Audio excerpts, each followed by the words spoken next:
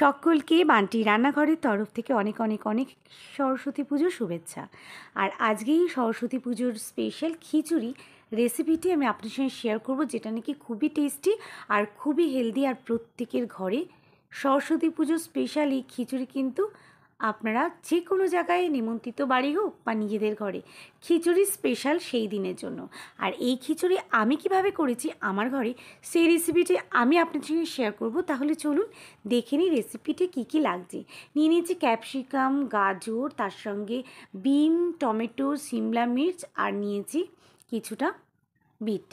আর তার সঙ্গে নিয়ে নিয়েছি এক বাটি মুগের ডাল, সমপরিমাণ চাল। মুগের ডালটা অবশ্যই সোনামুগ ডাল আর গোবিন্দভোগ চাল।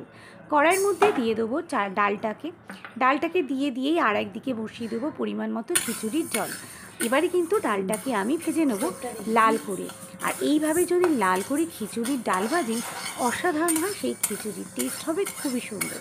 তারপরে একটা কড়াইয়ের মধ্যে দিয়ে দেবো কিছুটা পরিমাণ সর্ষের তেল। আর তেলের মধ্যে কিন্তু আমি খিচুড়িতে যা যা দেব সবজিগুলো, সেই সবজিগুলো কিন্তু আমি এই তেলের মধ্যে ভেজে নেব। ডাল কিন্তু আমার ভাজা হয়ে গেছে। আর ওই গরম জলের মধ্যে ডালটাকে দিয়ে দেবো, দিয়ে কিন্তু নাড়িয়ে দেবো যাতে সব ডাল বসে যায় জলের মধ্যে। এবারে কিন্তু নিজের মতো ধিমি আছে, এটা ধীরে ধীরে হতে থাকবে। আঁচটাকে একেবারেই কমিয়ে দেবো। যে কোনো জিনিস সেদ্ধ করার সময় যদি আমি আঁচটা কমিয়ে দিই, তাহলে কিন্তু সেদ্ধটা খুব তাড়াতাড়ি হয় আর খুব সুন্দর হয়। এরপরে যে কড়াইশুঁটিটা আমি নিয়েছিলাম সেটা কিন্তু দিয়ে দেবো। যেহেতু কড়াইশুঁটি সেদ্ধ হতে বেশ সময় লাগে, তো সে কারণে এই ডাল আর কড়াইশুঁটিটা আমি একসঙ্গে সেদ্ধ করে নেব। ডাল আর কড়াইশুঁটিটা হবে, উপরে যে ফেনাটা হবে সেটাই কিন্তু আমি আস্তে আস্তে বার করে দেবো। এই ফেনাটাকে যদি বার করে দেন, তাহলেই কিন্তু ডাল বা খিচুড়ি দুটোর টেস্টই অসাধারণ হয়। এরপরে কড়াইয়ের মধ্যে তেল গরম করে তাতে ছেড়ে দিয়েছি খিচুড়িতে যে আলুগুলো দেবো, সেগুলোকে কিন্তু আমি লাল করে ভেজে নিচ্ছি। দেখতেই পাচ্ছেন লাল করে ভাজলে আসলেই কিন্তু খিচুড়ির টেস্ট অনেকটা ভালো হয়। এরপরে আমি এর মধ্যে দিয়ে দিলাম, সেই একই তেলের মধ্যে দিয়ে দিলাম গাজর, বিন, ক্যাপসিকাম আর কেটে রাখা বিটগুলো। হালকা নাড়াচাড়া করে নেব। সেটাকে নাড়াচাড়া করবো এতটাই যাতে হালকা একটু ভাজা হয়, বেশি কিন্তু ভাজার কোনোই দরকার নেই। হালকা তেলের মধ্যে সতে করে নেব। আর এদিকে দেখুন ডালটাকে কিন্তু মাঝে মাঝে আমি নেড়ে দিচ্ছি যাতে করে ডালটা ধরে না যায়। আর দেখতেই পাচ্ছেন টকবক করে ডালটা কিন্তু ফুটছে। এই দিয়ে কিন্তু সবজিটা আমি হালকা নাড়াচাড়া করা শুরু করে দিয়েছি। আর ডালটাতে চাপা দিয়ে দিলাম তাড়াতাড়ি হবার জন্য। সবজিটা দেখতেই পাচ্ছেন নাড়াচাড়া করে নিয়েছি, হালকা ভাজা হয়ে গেছে। এবারে কিন্তু এগুলো তুলে নেব। একেবারেই বেশি ভাজবেন না, তাতে কিন্তু এর হেলথ বেনিফিটটা অনেকটাই কমে যায়। তো সে কারণে আমিও হালকা ভেজে তুলে নিলাম। একটা সুন্দর ভেজিটেবল ভাজার একটা মিক্স গন্ধ ছাড়ে, যেটা নাকি খুবই সুন্দর লাগে। তো আমি তুলে নেবার পরে এবারে ওই কড়াইয়ের মধ্যে কিন্তু এখন অনেকগুলো কাজ আছে, আমি সেটাই করব। আর সবজিগুলো আগে কড়াই থেকে তুলে নিই। আর এই খিচুড়িটা বাচ্চা থেকে বড় প্রত্যেকেই খেতে পারেন, প্রচণ্ড হেলদি হয়। আর খেতে কিন্তু সাধারণ খিচুড়ির থেকে অনেক বেশি টেস্টি হয়। যেভাবে আমি বলেছি সেভাবে যদি খিচুড়িটা করেন, আসলে এই খিচুড়ির টেস্ট ভোলার মতো হবে না। ডালটা প্রায় অর্ধেক 50% হয়ে এলে তখন কিন্তু ওর মধ্যে দিয়ে দেবো আমি ধুয়ে রাখা গোবিন্দভোগ চালটা, জল ঝরিয়ে রেখেছিলাম সেই চালটাকে দিয়ে দেবো। এটাকে কিন্তু সেদ্ধ হবে ততক্ষণ কিন্তু ওয়েট করব। আর চালটা দিয়েই নাড়াচাড়া করে দেবো আমি। ডাল আর চাল মিক্স হয়ে যাবে। এবারে যে আলুটা দেবো, বড় বড় করে কেটে রাখা আলুটা, সেটা যেহেতু সেদ্ধ হতে সময় লাগবে, সেহেতু এই চাল দেওয়ার পর আলুটাকে কিন্তু আমি দিয়ে দেবো। দিয়ে কিন্তু 10 মিনিট কিন্তু এটাকে সেদ্ধ হতে দেবো।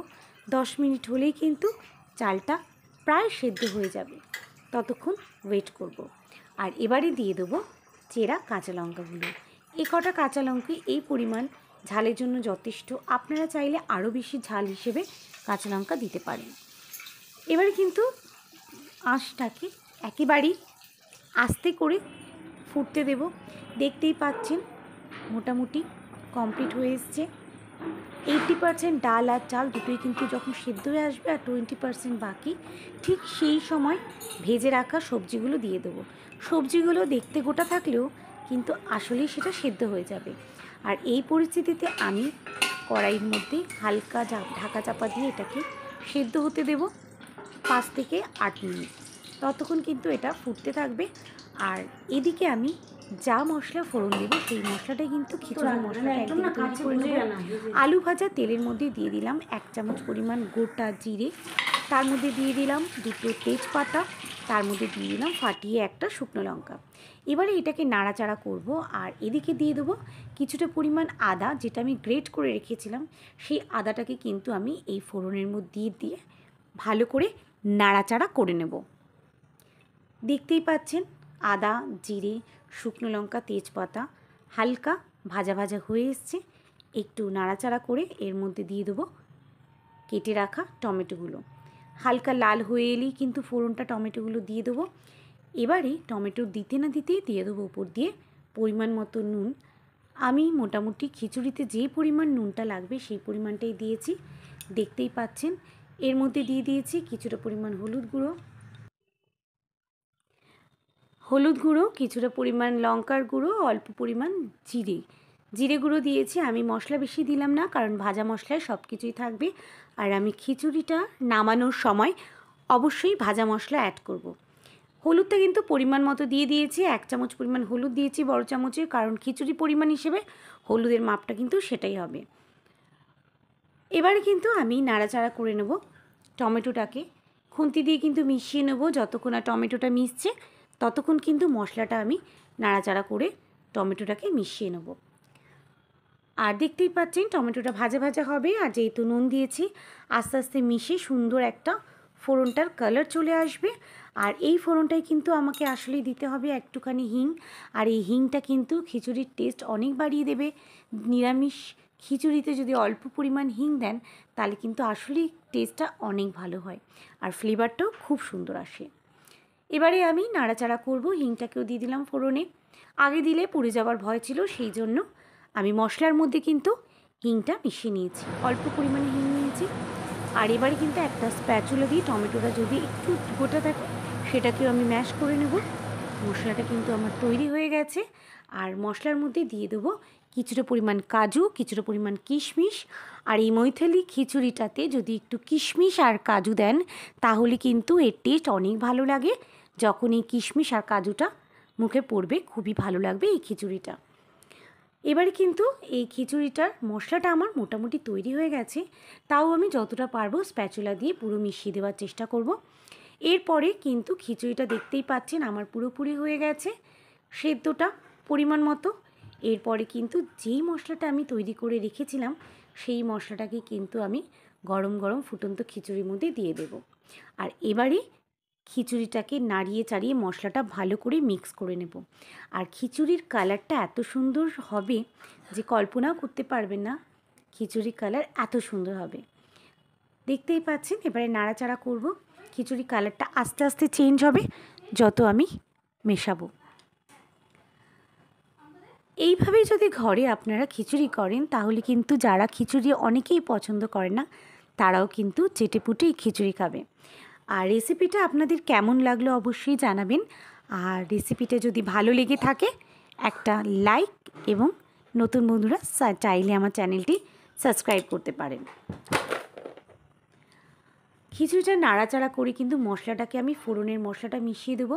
আর খিচুড়ির কালারটা যত মেশাবো তত সুন্দর হবে, আস্তে আস্তে সুন্দর একটা খিচুড়ির কালার নিয়ে নেবে। আর ভেজিটেবলগুলো দেখতে এতটাই সুন্দর লাগছে আর খেতেও কিন্তু খুবই সুন্দর লাগবে। খিচুড়ি কিন্তু রেডি হয়ে গেল। এবারে আমি দিয়ে দেবো বড় চামচের 1 চামচ পরিমাণ চিনি।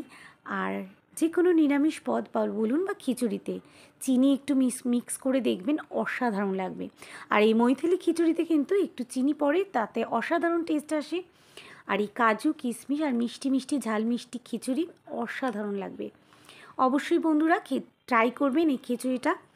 আশা করছি আপনাদের প্রত্যেকের খুব খুব খুব ভালো লাগবে। আর যে কোনো শীতে এইভাবেই খিচুড়ি করতে চাইবেন। রেসিপিটা আমার কমপ্লিট, একেবারে ফাইনাল। খিচুড়িটা কমপ্লিট হয়ে গেছে। এবারে কিন্তু নাড়াচাড়া করতে হবে খিচুড়িটা যাতে মশলাটা পুরোপুরি মিশিয়ে যায়। মশলাটা দেওয়ার পরে কিন্তু খিচুড়িটা ভালো করে নাড়াচাড়া করবেন এপার ওপার, যাতে কোনো জায়গায় খিচুড়ির সাদা অংশ না থাকে, সেইভাবে এটাকে নাড়াচাড়া করতে হবে। আর আমার কিন্তু খিচুড়িটা পুরোপুরি খিচুড়ির মধ্যে এবারে অ্যাড করে দেবো পরিমাণ মতো ঘি। আপনারাও যত পারবেন ঘি পছন্দ থাকলে অবশ্যই দেবেন। ঘি কিন্তু খিচুড়িতে অসাধারণ লাগবে। আর যে কোনো নিরামিষ রান্নাতে কিন্তু ঘি ভালো লাগে, আর খিচুড়িতে তো অসাধারণ লাগে। দিয়ে দেবো চামচ 3 ঘি, গাওয়া ঘি। আর এই অবস্থাতেই দিয়ে দেবো ভাজা মশলা। খিচুড়িতে এই ভাজা মশলা প্রচণ্ড পরিমাণে সুন্দর একটা গন্ধ দেবে, আর যেটা নাকি খুবই সুন্দর লাগবে খেতে। আজকের মতো এতটাই। সুস্থ থাকবেন, ভালো থাকবেন। আর রেসিপিটা কেমন লাগলো অবশ্যই কমেন্টে জানাবেন।